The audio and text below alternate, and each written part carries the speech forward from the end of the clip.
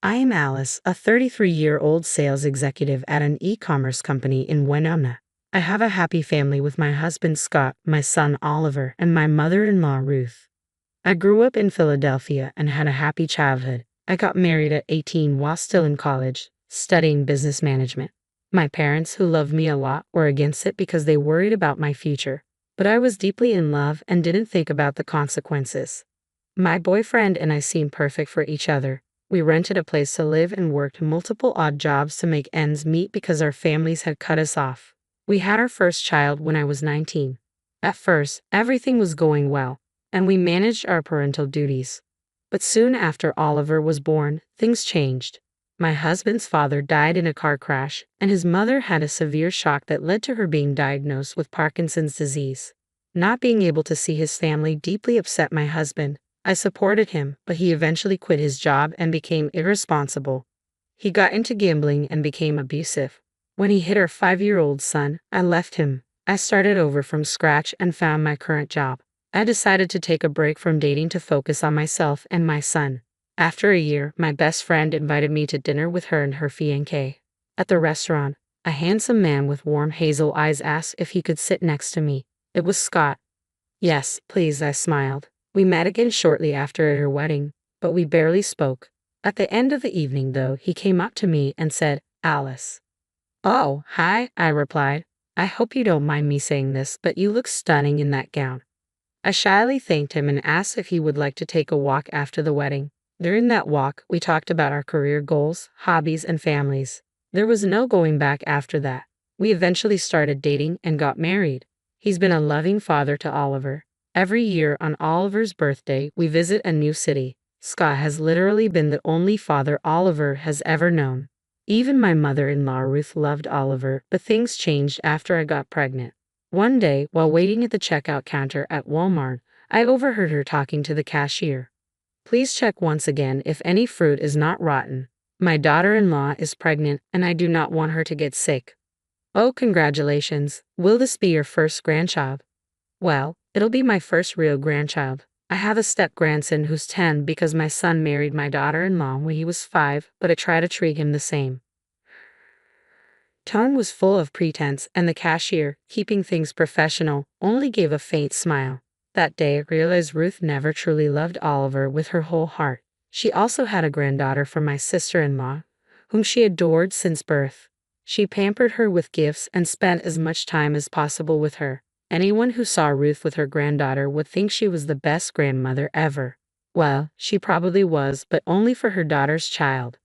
One morning, I woke up to a loud argument between Ruth and Scott. "Are you out of your mind? No way I'm letting you do this," Ruth shouted. "Mom, please. Oliver is my son, and I want to bring him up in the best way. I don't need any more children," Scott replied. I was furious to hear that Scott didn't want to have a biological child, and that Ruth was mad at both of us. Scott and I had discussed this the night before, and I had strongly advised him against it. "Hey, what about the family lineage? Oliver is your grandchild, and he will continue our family line. I'm not listening to this erratic decision. If you decide not to have kids, I will end my life," Ruth threatened. "You were just being ridiculous." "All right, I promise we won't do that," Scott said. "Tell me, did she brainwash you into this?" "What? No, Mom. She told me you would be upset about this and that I shouldn't bring it up. This is solely my decision." I didn't want a strained relationship with my mother-in-law. She had been very accommodating before, and I didn't know what caused the differential treatment. But I was sure we could win her over again with our love. I didn't know that was my biggest misconception. We were at a farmhouse for Ruth's birthday, and we were eating apples. She had already eaten 2 apples but wanted more. Scott refused. Then Oliver playfully whispered into her ear, "Don't worry, Grandma. I will sneak an apple for you upstairs." Scott commented, "What's going on over there?" But Ruth was not amused and said in a stern, accusatory voice, "Oliver, it is not good to sneak any food because of choking. You should not learn to pick food without asking an elder." I stepped in and said, "What you are saying is true, but he knows it's not appropriate. He was just joking around with you." "Yes, I am her apple dealer," we laughed. But she retorted, "It's even worse that he is trying to be my favorite. He shouldn't learn favoritism either." I was heartbroken to see my baby's face fall. All he was doing was trying to bond with his grandmother, who once loved him dearly. My husband could not take it. Mom, you know how much he loves you, right? He would never do anything to hurt you. Yeah, I'm sure you love him very much, she replied coldly. One day, I was cuddling with Oliver when she saw it and exclaimed, Alice, what are you doing? You were pregnant, and you were crushing your belly. It's not good for the baby. Don't do that before your delivery. Am I not even allowed to love my son? I wondered how rational that was, but I silently complied because I did not want any drama. Hell broke loose one day on Oliver's 12th birthday. Scott wanted to host a big party. We had invited many relatives, colleagues, and family friends. All of Oliver's friends were there too. We were preparing to cut his cake when suddenly my sister-in-law's daughter came crying up to my mother-in-law, who was standing beside me. She claimed that Oliver had hit her and pushed her to the ground. Her anger knew no bounds. I could sense she was losing her sanity. Before I could try to calm her down, she went up to Oliver and, without asking either child what it was about, slapped him. You have gathered a lot of guts, haven't you? Creating the scene on your birthday. Get out of the house. Oliver flinched at the impact of the slap and fled from the house, crying. I went after him.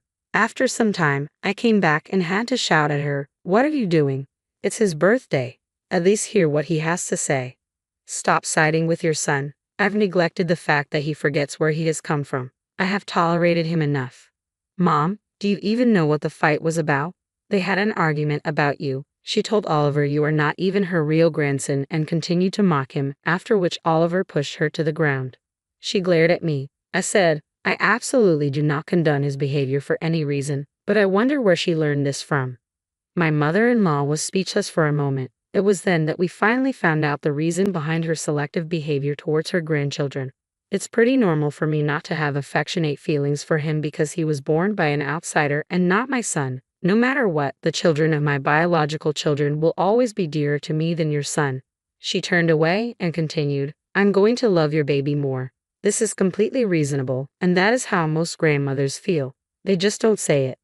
I couldn't believe my ears when she spilled her secrets. It was like a bolt from the blue, leaving us utterly flabbergasted. Where on earth did she pick up this old-school notion? Who was the sneaky influencer behind it all? And how in the world did she end up thinking like this? Her whole rationale had us all dumbfounded and at a loss for words. Oliver also told me how his grandma used to tell his sister before him that his brother or sister would be mommy and daddy's real child. I asked him what else grandma told him, and he shared how she had been telling him that he wasn't really her sister. I saw my mother-in-law look away with a hint of guilt. Now Oliver thinks that he is extra special to us because we don't want him to realize how his little brother or sister is always going to be grandma's favorite grandchild. What have you been feeding into his mind? I demanded. I didn't lie about anything. It is the truth, and he must realize it, she said. Unfortunately, Scott was away on a business trip when this happened. The next day, I told him everything. I'm not surprised at all, he said. She's always been quite cold towards him, sometimes acting as if he doesn't exist. I remember times he never received even a simple happy birthday from his grandmother, let alone gifts. She never shows any interest in his life, never asks how he's doing at school or about his friends. Scott then tried to talk to her. What you have done is too much, Mom. I have accepted it in bringing up Oliver as my own child. So what difference does it make?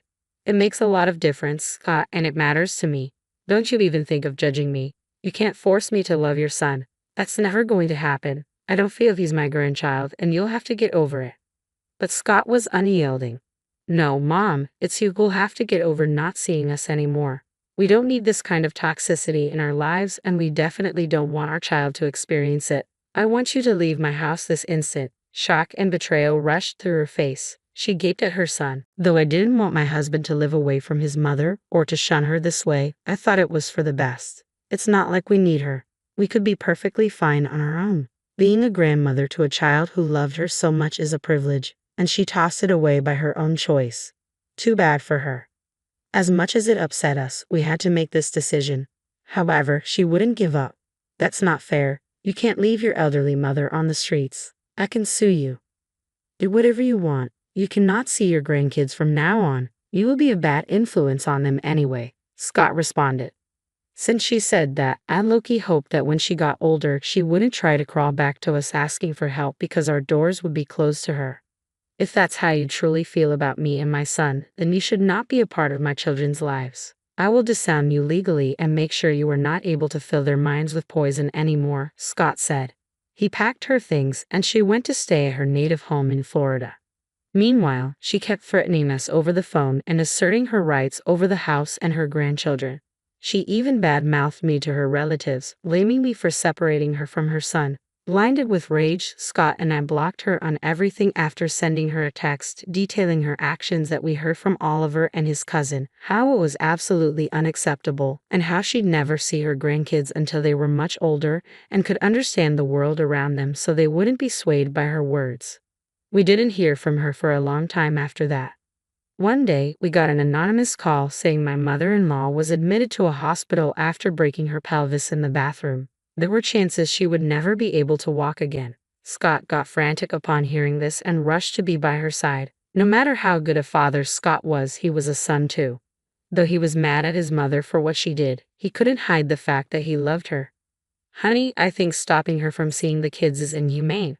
Now she's old and infirm and would want to be with her family in these difficult times. She's just a bit old-fashioned.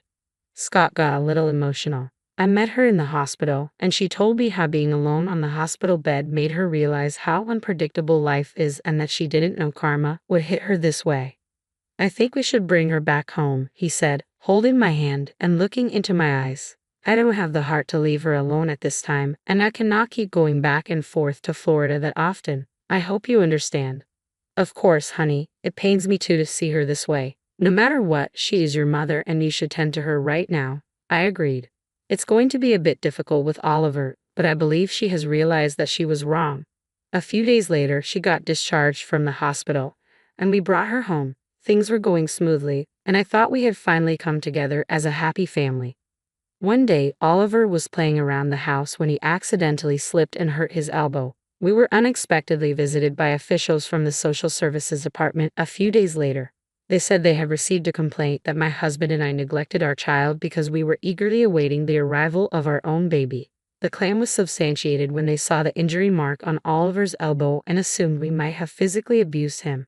They attempted to forcefully take him away. I was scared and tried my best to convince them otherwise, but they wouldn't listen. They took my baby away. I was inconsolable, Scott said. I wonder who might have given them this false information. My mother-in-law suggested we visit the office and personally convince them to let us keep Oliver. After a lot of hue and cry, we were finally able to get him back and prove that they might have received a malicious call. But as we prepared to take Oliver home, he softly mumbled to me, "Don't leave me with Dad, Mama. I'm scared of him." This came as a surprise to me since he had never said that before. Scott was shocked too. He tried to hug Oliver. One day, I found Oliver alone and managed to talk to him about that day. Oliver loves his mama, doesn't he? Yes, Mama. And he never lies to me, so will he answer honestly? He nodded. Why are you scared of Daddy, honey? Did he say something? No, but Grandma said once the baby is here, he will throw me out of the house. Such spite. We gave her another chance to have a happy family, and she totally blew it. I realized she could never accept us. I also suspected she was the one who had contacted social services with the fake complaints. But I decided not to confront her right away and talk to Scott first. However, fate intervened. Ever since her accident, my mother-in-law had been using a wheelchair. That evening, she was preparing coffee when she accidentally spilled hot water on her leg. Mother of God, help! She screamed at the top of her lungs as she sprang from her wheelchair and rushed to the kitchen to get some ice. Coincidentally, Scott returned from the office at that moment. I came out of my room, and both of us were appalled to see that she had been faking her injury to get back into the house. Mom, you can walk? She froze and slowly turned around to see us. Oh, the impact of the hot water was such that I could finally walk. What a miracle. I guess she didn't realize that she couldn't fake it anymore. This is sick, Mom. How could you stoop so low? I have idolized you since childhood, and this is how you turned out to be, just because you despise a little child so much. I had never seen Scott so angry and sad at the same time. I trusted you and wanted to take care of you when I heard about your accident. This is how you repay me. Get out of my house now. Honey, please hear me out. I did all of this because I wanted to make you realize that we can be a happy family even without that child. Your child needs a grandparent. Don't deprive her of this happiness. What will you say once she grows up and finds out she has a grandmother you chose to hide from her? I will take care of it. When he or she is old enough to understand your wrongdoings, they will automatically see that you could have done no good by being around them. Scott packed her things and came back with her luggage. You can't be a good mother if your mind convinces you to do and say all that to a young child, and even brainwash him. We never saw his mother after that. A few months later, I gave birth to a beautiful baby girl. Scott loved both his children equally and taught them always to stand by the truth. I often reflected on how different mothers can be. My mother was modern and progressive despite being from the countryside. She rarely talked about marriage and kids, always pushing me to fulfill my career goals. Unfortunately, I didn't value her ideas back then because I wanted to get married so badly. But life shows you the mirror eventually. I learned from my mistakes and the people I met. Scott and his mother were from the same family but different generations. While I cannot entirely blame her for having such notions, I think if she had truly loved Scott, she would have found happiness in his happiness. Her comments about and to my son had been unreasonable and unfair. Luckily, Oliver hasn't grown up to hate and disrespect her, but he always remembered her as his grandmother. I could not even begin to imagine what would have happened had she stayed with us longer and continued her dirty games. Fortunately, fate took its toll on her, and we were free of her toxicity and drama once and for all.